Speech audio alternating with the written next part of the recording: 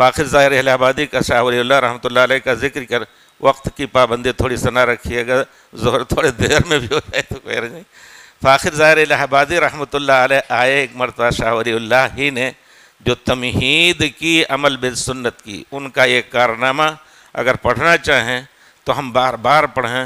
مولانا کس کی کتاب؟ شیخ مولانا اسماعیل گجرانوالہ، محمد اسماعیل گجرانوالہ رحمۃ اللہ علیہ کی کون سی کتاب؟ تحریک آزادی فکر، تحریک آزادی فکر۔ ہاں، آزادی فکر کی تحریک جامد ہو چکی تھی اور شاہ ولی اللہ نے اس کو ابھارا۔ یہ فکر ہے، یہاں تحریک ہوئی کیونکہ وہ جامد ہو چکی تھی۔ لیکن فاخر ظاہر الہ آبادی رحمۃ اللہ علیہ، آپ جانتے ہیں جامع مسجد میں دلی کے، ان کی مسند جمعہ کے دن لگتی تھی اور لوگ آ کر کے ہاتھ بھی چومتے تھے، تصوف وغیرہ۔ اور حکیم الامت اسی وجہ سے ان کو کہا گیا کہ وہ ہر ایک کے ساتھ مدارات کرتے تھے۔ ایک چیز ہے مدارات، اسلام میں جائز ہے، لیکن حق سے تنازل نہیں۔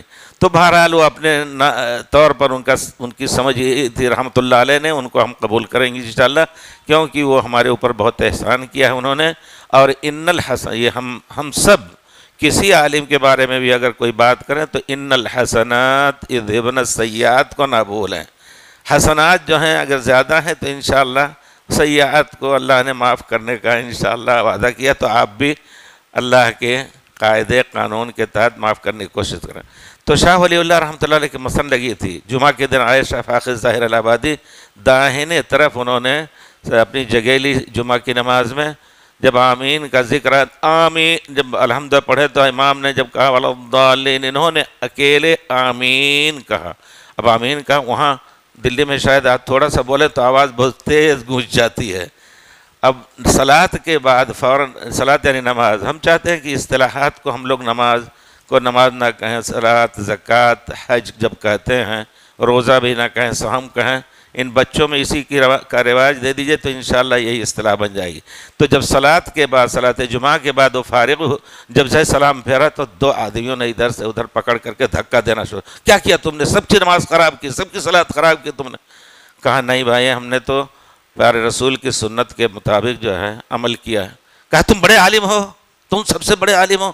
تو کہا، انہوں نے تجاہل کا انداز اختیار کیا، آپ کے یہاں بڑے عالم کون ہیں، ان کے پاس ہمیں لے چلیے۔ کہا شاہ ولی اللہ بیٹھے ہوئے ہیں، لے گئے تو انہوں نے اٹھ کر کے ان کا کیونکہ وہ پرانے شاگرد تھے ان کے، تو اٹھ کر کے انہوں نے استقبال کیا، بیٹھایا اپنے بغل میں۔